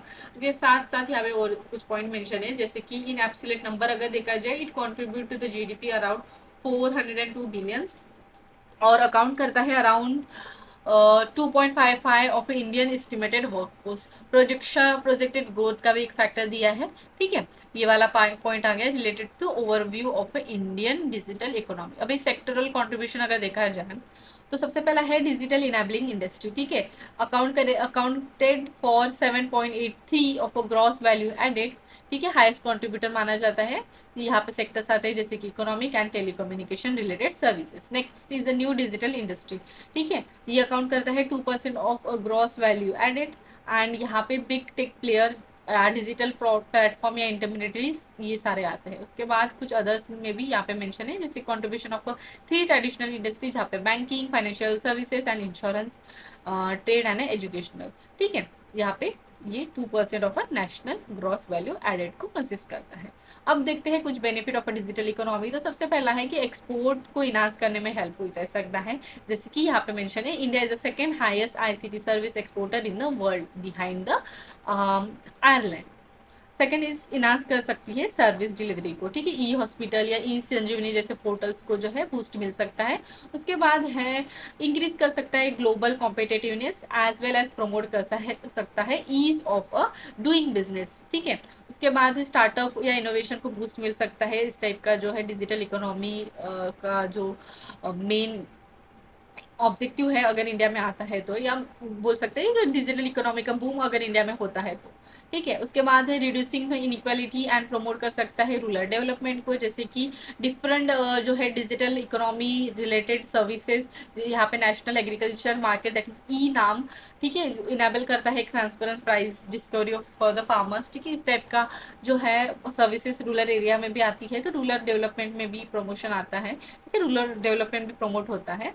और यहाँ पे एक टर्म मेंशन है ग्लोबल कैपेबिलिटी सेंटर, ठीक है, ये ना ऑफशोर सेंटर होते हैं, मेनली स्टैब्लिश किए जाते हैं बाय द मल्टीनेशनल कॉर्पोरेशन, जिसका मेन एम होता है कि वो प्रोवाइड करे variety of services to their parent organisation, जहाँ पे आर एन डी जैसे सर्विसेज आते हैं, ठीक है। उसके बाद है major initiative driven for digital economy, ठीक है, तो जैसे यहाँ पे मेंशन है कि डिजिटल इंडिया मिशन हो गया, भारत नेट जैसे सर्विसेज, आधार का जो है डिजिटली वे में बनाना, ठीक है, digital data storage, digital literacy के लिए है जो है प्रधानमंत्री ग्रामीण डिजिटल साक्षरता अभियान, उसको इम्प्लीमेंट किया जा रहा है रूरल एरिया में। Digital payment and financial service में देखा जाए तो UPI, Bhim app, Bharat QR जैसे जो फैसिलिटीज़ है। गवर्नेंस के सेक्टर में देखा जाए तो उमंग ऐप आ गया। उसके बाद साइबर सिक्योरिटी एंड डाटा के प्रोटेक्शन के फील्ड में अगर देखा जाए तो Indian cyber crime coordination centre, उसके साथ साथ digital personal data protection act, ठीक है, 2023, ये वाला एक पॉइंट आ गया। और यहाँ पे और कुछ अदर्स में आ जाता है इंडियन स्टैक, ठीक है, जो एक डिजिटल पब्लिक इंफ्रास्ट्रक्चर है जो प्रोवाइड करता है access to the public services. Bhashini, that is Bhasha interface for India, ये mainly democratize access to the digital content and the services across the Indian linguistic spectrum, ठीक है। और स्टार्टअप इंडिया जैसे programme है, या open network for a digital commerce, ठीक है, ये वाले हो गए फैक्टर्स। अब कुछ की चैलेंजेस, सबसे पहला है कि यूनिवर्सल डेफिनेशन, ठीक है, the increasing cross cutting as well as integrated nature of a digital technology, इसके प्रॉपर डिफाइन होना चाहिए कि क्या क्या डिजिटल इकोनॉमी में आता है। लैक ऑफ रिलायबल डाटा, ठीक है, potential trade off between accuracy and competency कहीं ना कहीं लैक होती है इन अ डिजिटल इकोनॉमी, सो ये वाला एक फैक्टर को डील करना चाहिए। उसके बाद है cyber attack and cyber crime, privacy वाला वायलेशन वाला factor, poor digital literacy India में, ठीक है। उसके बाद यहाँ पे है कि the of tech of semiconductor in India is also very slow, so this are certain challenges for the implementation or for execution of a digital economy related measures in India। अभी वे फॉरवर्ड में क्या है, देखो, reliable data होना चाहिए, periodic updation होना चाहिए, उसके साथ साथ डिजिटल लिटरेसी और स्किलिंग को प्रमोशन होना चाहिए, मिनिमाइज करना चाहिए रेगुलेटरी अनसर्टेनिटी को, ठीक है, इमर्जिंग टेक्नोलॉजी का यूज़ करना चाहिए फॉर डीलिंग द चैलेंजेस जो इस को इम्प्लीमेंट करने में आते हैं। उसके साथ साथ high quality broadband universal coverage provide करना चाहिए, cyber security and trust related measures को इन्हांस करना चाहिए एंड इम्प्रूव करना चाहिए ease of doing business by various measures, जैसे कि लेबर लॉ में रिफॉर्म लाना वगैरह, या लेबर राइट्स के और कंप्लायंस कॉस्ट को बैलेंस करना, ठीक है, तो ये वाले फैक्टर्स आ गए वे फॉरवर्ड में। अब देखते हैं next news, that is cashless treatment scheme for a road accident victim. तो ministry of road transport and highway उन्होंने अनाउंस किया है एक कैशलेस ट्रीटमेंट को, ठीक है, स्कीम है जो प्रोवाइड करेगी financial assistance to the road accident victim, ठीक है। फाइनेंशियल कवर रहेगा जहाँ पे around 1.5 lakh for 7 day treatment cost provide किया जाएगा, provided the police are been inform within the 24 hours. उसके साथ साथ क्लेम कर सकते हैं हम, ठीक है, raise by the hospital for providing treatment to be reimburse from a motor vehicle accident fund as well as victim जो है they can opt for the treatment under the Ayushman Bharat PMJ package, ठीक है। उसके बाद एलिजिबिलिटी यहाँ पे mention है कि ये कवर करेंगे सारे रोड एक्सीडेंट को, ठीक है, including a motor vehicle on any type of road. Implementation agency रहेंगी नेशनल हेल्थ अथॉरिटी, ठीक है। और एक डिटेल एक्सीडेंट रिपोर्ट एप्लीकेशन रहेगा इसी के अंडर में, ठीक है, जो मेनली हेल्प करेगा नेशनल हेल्थ अथॉरिटी को कि वो इम्प्लीमेंट कर पाए इस स्कीम को। एक्स ग्रेटा पेमेंट भी यहाँ पे है, around 2 lakh compensation for the family.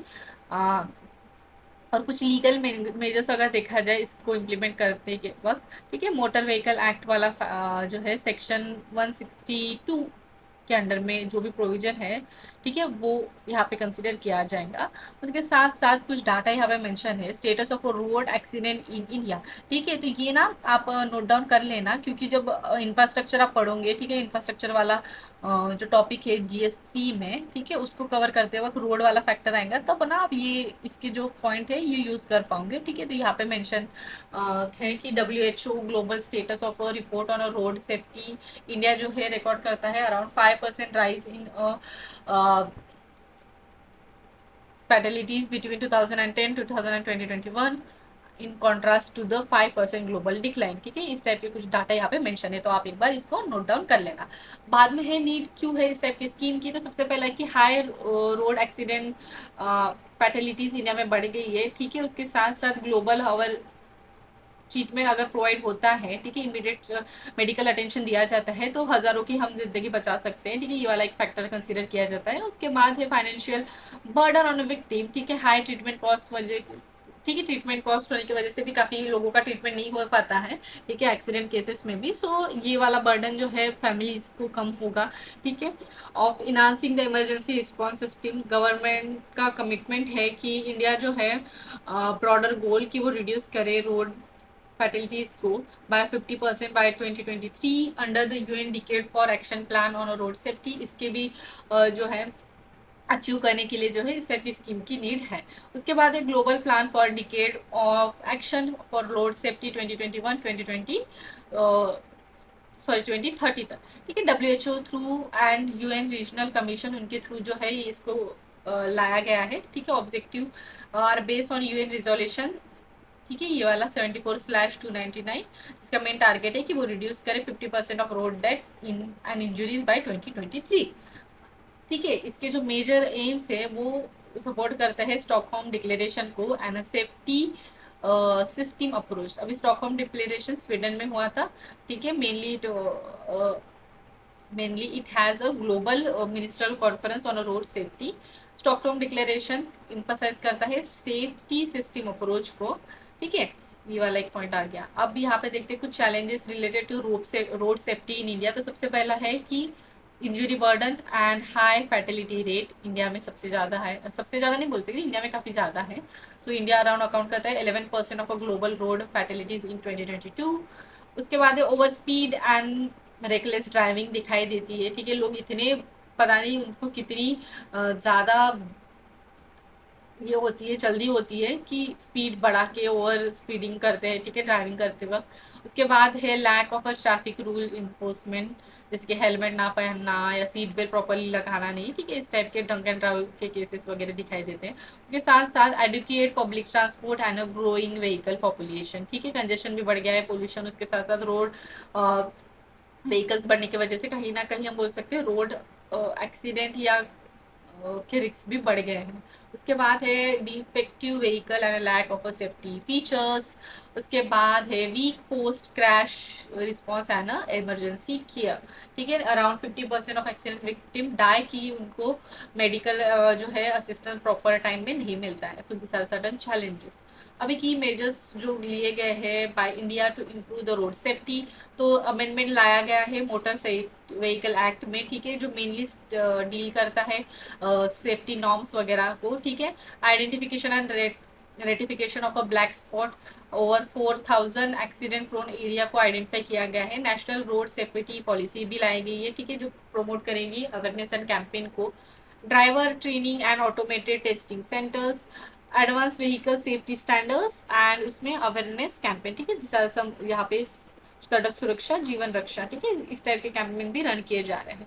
Recommendation दी गई है under the safe system approach for global planning and road safety, ठीक है। इसमें है multi modal transport and land use pattern, ठीक है, लाना, जहाँ पे पब्लिक ट्रांसपोर्ट को मेनली प्रमोट किया जाए, साइकिलिंग एंड वॉकिंग टाइप जो है उस टाइप के जो एक्सरसाइज है, एक्सरसाइज नहीं बोल सकते, फिजिकल एक्टिविटीज को जो है प्रमोट करना चाहिए। Safe road infrastructure, infrastructure proper होना चाहिए, ठीक है, जो भी मेनली गाइडलाइंस होती है कि पर्टिकुलर एरिया वॉकिंग वाले पीपल को चाहिए, पर्टिकुलर एरिया, ठीक है, जो है पार्किंग के लिए होना चाहिए या वगैरह वगैरह, ठीक है, इस टाइप के जो मेजर्स है रोड के कंस्ट्रक्शन को फॉर्म करते वक्त लाने चाहिए। उसके बाद है सेफ व्हीकल, ठीक है, एडवांस सेफ्टी मेजर्स या फीचर्स भी रहना चाहिए व्हीकल्स में।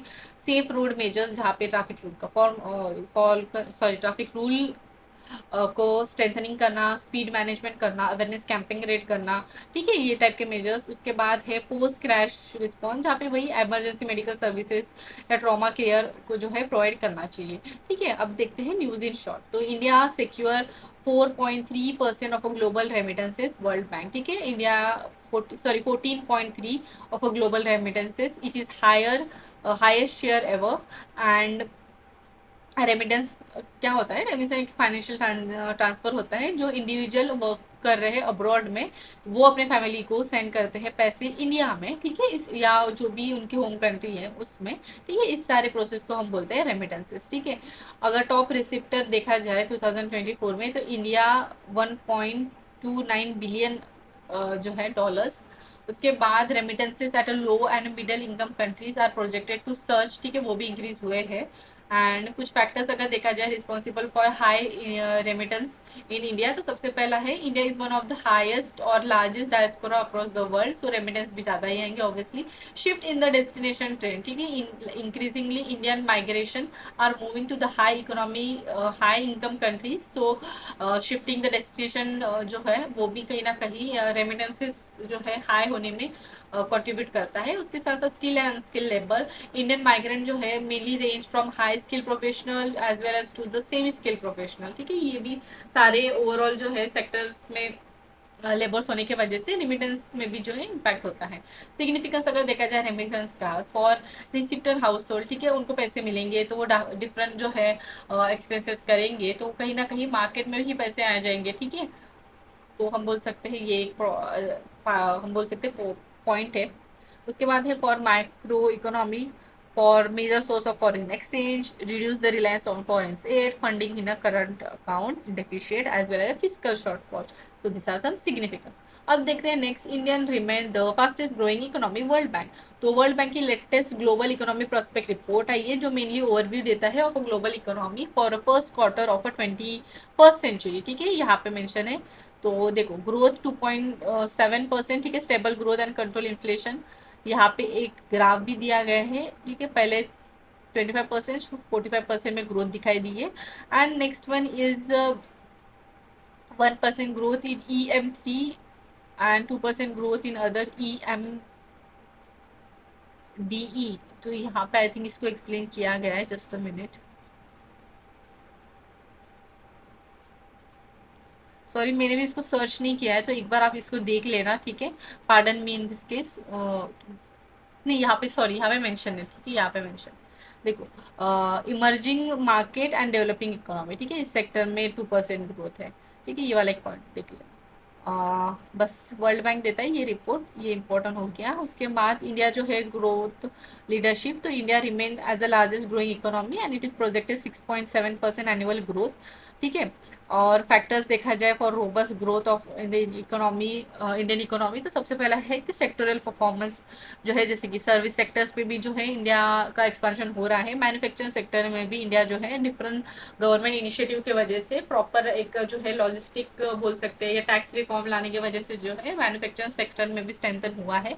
Solid economic foundation, physical health, जहाँ पे फिक्सल डेफिसिट का कम होना और टैक्स रेवेन्यू का बढ़ना, उसके साथ साथ इन्वेस्टमेंट आउटलुक, ठीक है, इन्वेस्टमेंट आउटलुक के एक्सपेक्ट से काफ़ी ज़्यादा प्राइवेट इन्वेस्टमेंट इंडिया में हो रही है, सो ये वाला एक पॉइंट आ जाता है। और कंज्यूमर आउटलुक, ठीक है, private consumption growth is expected कि वो बूस्ट करे, it is boosted by strengthening the labor market and expanding the credit as well as declining the inflation. So these are certain point, ठीक है। Solid economic base होने की वजह से भी जो हम बोल सकते हैं इंडियन इकोनॉमी, जो इंडियन इकोनॉमी में जो हम बोल सकते हैं क्या, फास्टेस्ट ग्रोइंग जो है टाइटल वो मिला है, ठीक है। So this are certain point. अब देखते हैं government to borrow rupees 3.94 lakh crore via treasury bill, that is T bill, तो आरबीआई ने नोटिफाई किया है इसके बारे में। तो अब देखते हैं गवर्नमेंट सिक्योरिटी, तो इसमें क्या है, ये क्रेडिबल इंस्ट्रूमेंट होता है, इशू किया जाता है मेनली बाय सेंट्रल और स्टेट गवर्नमेंट, ठीक है, फॉर एक्नॉलेजिंग द गवर्नमेंट डेप्ट ऑब्लिगेशन। इशू, ठीक है, यहाँ पे इशू दिया है पर स्टेट आरबीआई, ठीक है, issue by RBI through the auction on a its electronic और e Kuber platform. RBI public debt office होता है जो मेनली एक्ट करता है एज अ डिपॉजिटरी, ठीक है। मेजर पार्टिसिपेशन अगर देखा जाए तो central bank, primary dealers, insurance companies वगैरह होती है। एडवांटेज देखा जाए investment in a government security, तो सबसे पहला है कि यूज कर सकते हैं as a collateral for a loan, risk भी जो है कम होता है इसमें, ठीक है। मैक्सिमम सेफ्टी वाला प्रोविजन आ जाता है क्योंकि because it is as it is mainly a government security, ठीक है। उसके साथ साथ easy to sell in the secondary market and wide range of maturity dates होती है from 91 days to 40 years. So this are some advantage. Types of G security देखे, that is government security देखे, तो सबसे पहला है कि शॉर्ट टर्म में आते हैं जिसकी मैच्योरिटी लेस देन 1 ईयर होती है, उसमें आती है treasury bill, that is T bill, ठीक है। ये monetary market and short term डेप्ट इंस्ट्रूमेंट है, mainly government of India through issue किए जाते हैं। यहाँ पे एक कंसेप्ट आता है जीरो कूपन, ठीक है, जीरो कूपन सिक्योरिटी, जिसका मीनिंग है कि नो इंटरेस्ट वाला, ठीक है। एंड इसको जीरो कूपन जो है mainly it is issued at a discount and redeem at a face value at a maturity. उसके बाद है कैश मैनेजमेंट बिल, ठीक है, एक हो गया ट्रेजरी बिल और ये अभी cash management bill. Cash management bill भी जो है शॉर्ट टर्म होते हैं, मेनली इसकी मैच्योरिटी अगर देखा जाए लेस देन 91 डेज होती है, इशू किया जाता है बाय गवर्नमेंट ऑफ इंडिया, ठीक है। मेनली इशू फर्स्ट टाइम किया था 2010 में, ठीक है, to meet the temporary mismatch in a cash flow, ठीक है। ये हो गया शॉर्ट टर्म में। अभी लॉन्ग टर्म में क्या होता है, जिसकी मैच्योरिटी एक या एक साल से ज़्यादा होती है, वहाँ पे आता है गवर्नमेंट बॉन्ड और डेटेड सिक्योरिटी। अभी डेटेड गवर्नमेंट सिक्योरिटीज क्या होते हैं, ये मेनली कैरी करते हैं फिक्स और फ्लोटिंग एक्सचेंज रेट पे, जो पेड किया जाता है on a face value on yearly, sorry half yearly basis, ठीक है। मैच्योरिटी 5 से 40 ईयर तक वेरी कर सकती है। उसके बाद आता है SDL, ठीक है, तो ये होता है डेटेड सिक्योरिटी, मेनली इशू की जाती है बाय द स्टेट गवर्नमेंट, ठीक है। और ये भी जो है हाफ ईयरली इंटरेस्ट पेमेंट पे ही होती है। और कुछ नोट पॉइंट यहाँ पे मेंशन है कि in India central bank mainly issue करती है टी बिल्स को and bond as well as a dated security, while state bank जो है वो सिर्फ ओनली इशू कर सकती है बॉन्ड्स एंड डेटेड सिक्योरिटी, ठीक है, जिसको बोला जाता है स्टेट डेवलपमेंट लोन्स SDL, ठीक है। तो ये एक इम्पोर्टेंट पॉइंट है जो आपको याद रखना है क्योंकि इससे MCQ बन सकता है, ठीक है। अब देखते हैं next point. RBI release a list of NBFCs in upper layer for 2024 and 2025, ठीक है। तो इस लिस्ट में इन सारे जो है NBFCs को इंक्लूड किया गया है। And non banking financial companies, that is NBFC, ये इंपॉर्टेंट हो जाता है इसमें जानना, ठीक है। तो ये ना कंपनीज एक्ट के अंडर में आता है।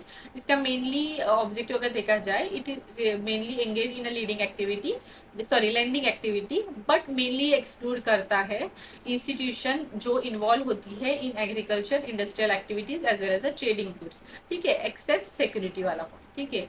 उसके साथ साथ डिफरेंट क्यों होती है बैंक से, ठीक है, because they can not accept the demand deposit, ठीक है, DD को एक्सेप्ट नहीं कर सकते हैं, they can only accept the term deposit and इसको जो है पेमेंट एंड सेटलमेंट सर्विस का भी जो है एनबीएफसी पार्ट नहीं है।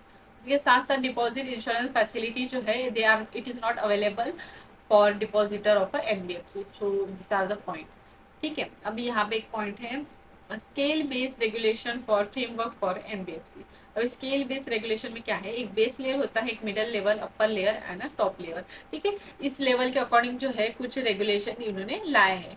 तो देखो बेस लेयर में क्या है, जिसका अराउंड जो है asset size below 1000 crore, middle layer में आएगा 1000 करोड़ और अबव। और ये यहाँ पे देखो यहाँ पे है कि एनबीएफसी आइडेंटिफाई की जाएंगे on the basis of RBI parameter and the scoring methodology. और यहाँ पे टॉप में अगर देखा जाए तो आइडियली इसको एमटी रखा गया है। ठीक है, आइडियली एमटी बिकॉज सस्टेनेबली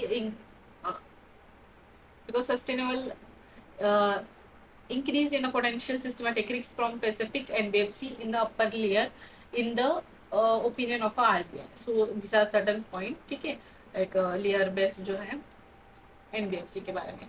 अब next is the bank asset auction network. ठीक है, बैंक नेट। ठीक है, इसमें क्या है, मिनिस्ट्री ऑफ फाइनेंस ने लॉन्च किया है and they have revamp. Okay, revamp e auction का पोर्टल है। मेनली ये कंसोलिडेट करेगा information related to e auction properties from all the public sector banks and ये ऑफर करेगा एक one top destination for buyer as well as investor कि वो wide range of asset को डिस्कवर कर पाए। ठीक है, उसके साथ साथ इसमें ना लिस्टिंग इंक्लूड करता है रेसिडेंशियल प्रॉपर्टीज को भी। ठीक है, और ये प्लेटफॉर्म जो रहेगा इट इज एक्सपेक्टेड कि वो अनलॉक करे different values of a distress asset as well as it will boost the confidence of a investor. Next is the prepaid payment system. ठीक है, तो आरबीआई ने अलाउ किया है प्रीपेड पेमेंट इंस्ट्रूमेंट को एंड होल्डर को it to make as well as to receive UPI payment through a third party mobile application. अभी PPI में क्या होता है, दिस आर द इंस्ट्रूमेंट जो फैसिलिटेट करेंगे purchase of goods and services, conduct of financial services, enable the remittance facilities etc against the value stored therein। ठीक है, और ये जो है पीपीआई दे इशू किया जाता है bank and non bank through. अब नेक्स्ट देखते हैं role of a trade in reducing the food security. तो अगर ट्रेड का रोल देखा जाए तो sustainable supply can ensure of food availability. ठीक है, जैसे यहाँ पे मेंशन है कि 30% ऑफ एग्रीकल्चर सीरियल नीड्स जो है, सॉरी अफ्रीकन सीरियल नीड्स, वो इम्पोर्ट थ्रू ही किए जाती है। सो इम्पोर्ट के लिए that is trade, so trade become important. Next one is stabilising the price and a market. ठीक है, यहाँ पे जैसे मेजर है ब्लैक सी इनिशिएटिव। तो यहाँ पे जैसे हुआ है it is mainly brokered bye UN and Turkey during the Russia Ukraine war, जहाँ फैसिलिटेट किया गया फूड एंड फर्टिलाइजर के एक्सपोर्ट को। चैलेंजेस भी है जैसे कि हाई कॉस्ट होना, उसके बाद है इम्पोर्ट पे ज़्यादा डिपेंडेंट होना, उसके साथ साथ ट्रांसपोर्टेशन कॉस्ट का भी इंक्रीज होना। कुछ रिकमेंडेशन यहाँ पे दी गई है जैसे कि short term export facilitation mechanism to combat a food security measure. ठीक है, एक इंटरनेशनल एट इंटरनेशनल फोरम जैसे कि डब्ल्यूटीओ हो गया। उसके बाद रिड्यूस करना टैरिफ बैरियर को और एक्सपोर्ट को बूस्ट करना। ठीक है, उसके साथ साथ ट्रेड इंफ्रास्ट्रक्चर जैसे कि पोर्ट ट्रांसपोर्ट नेटवर्क में भी जो है प्रॉपर फैसिलिटीज प्रोवाइड करना, जिसके वजह से सप्लाई चेंज या जो भी ग्लोबल डिस्टर्बेंस आते हैं, वनरेबिलिटीज आते हैं, ठीक है, उससे हम जो है दूर रह पाए। उसके बाद है support the climate smart and sustainable farming in a developing countries. अब यहाँ पे role of a trade reducing in food security. ठीक है, यहाँ पे trade food security poverty reduction economic, यहाँ पे एक फ्लो चार्ट टाइप दिया गया है, इसको एक बार आप देख लो। कुछ फैक्ट शीट भी यहाँ पे मेंशन है जैसे कि अराउंड 280 मिलियन फेस करते हैं एक्यूट हंगर को, whereas around 733 million face the chronic hunger। ठीक है, सो देर इज अर्जेंट नीड कि इस हंगर वाले क्राइसिस को हम डील कर पाए। ठीक है, एसडीजी में भी मेंशन है। ठीक है, उसके साथ साथ driver of a global hunger जैसे कि आर्म कॉन्फ्लिक्ट हो गया। Second is a climate change. ठीक है, क्लाइमेट चेंज की वजह से एग्रीकल्चर प्रोडक्टिविटी में भी हैम्पर होता है एंड दस we can say that it can be important driver for a global hunger. Third one is urbanisation because blurring the line between a rural and urban area are impacting agri-food system। So these are certain point। अब देखते हैं next news that is revise open market sale scheme domestic scheme for 2024-2025। इसमें क्या हुआ है, ministry of commerce sorry consumer affair and food and public distribution, उन्होंने जो है इस पॉलिसी को रिवाइज किया है, जिसका मेजर एम है कि वो इन्हांस करे फूड सिक्योरिटी एंड ब्लस्टर करे ब्लस्टरिंग द इथेनॉल प्रोडक्शन, ठीक है। And it is set rice reserve price for scale to the state government, corporation and a community kitchen as well as it will be without auction, ठीक है। Open market sale scheme के बारे में अगर देखा जाए, under this scheme food corporation of India वो cell करेंगे फूड ग्रेन्स को, ठीक है, पर्टिकुलरली व्हीट एंड राइस को from a central food in open market via e auction, ठीक है, at a pre determined price. इसका एम अगर देखा जाए कि तो कंट्रोल करेंगे मार्केट प्राइस को एंड कर्व करेगी इन्फ्लेशन को। एलिजिबल कौन कौन है इसमें, प्रोसेसर हो गया या आटा चक्की, फ्लोर, माइलर और फीड प्रोडक्ट, ठीक है, ये सारे एलिजिबल हैं।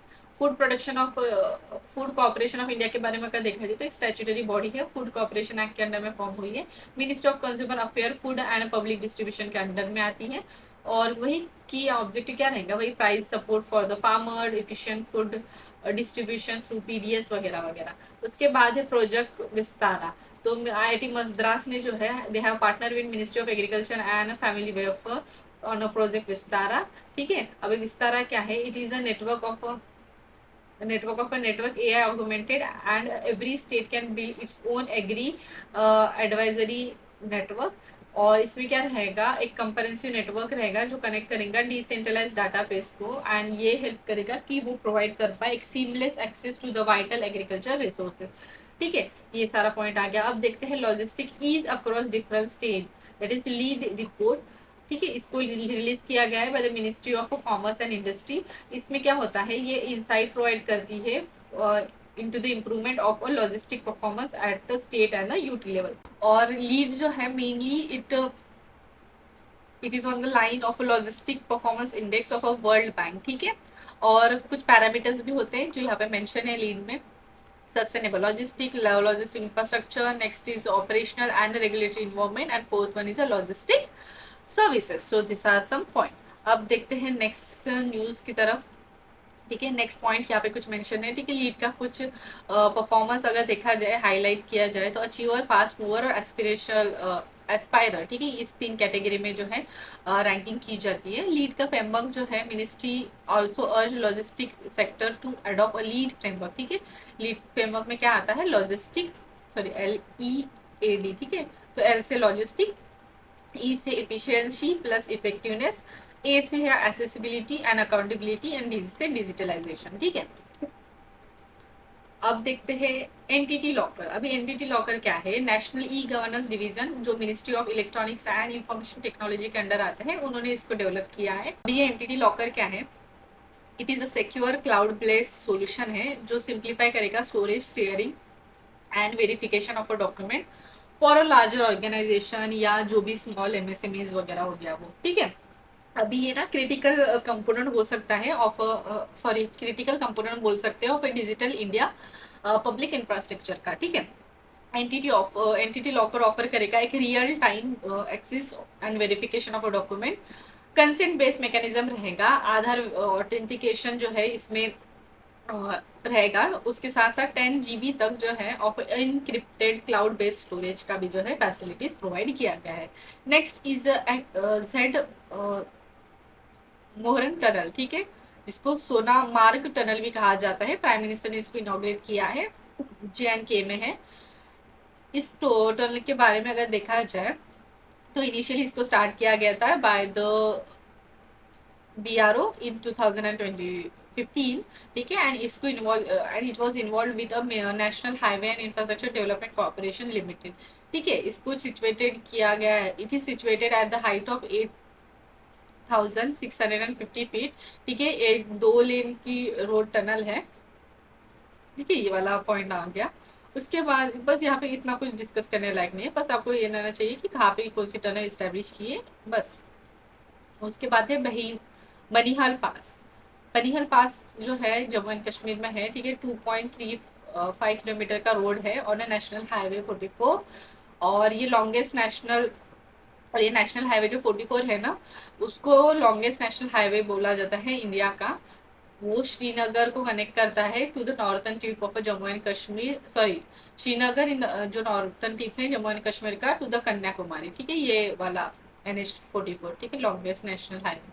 उसके बाद है अंजी खड़ ब्रिज, ठीक है। तो इंडियन रेलवे उन्होंने जो है unveil monumental engineer achievement with the completion of अजनी खड़ ब्रिज, जो इंडिया का first cable stage railway bridge है, ठीक है।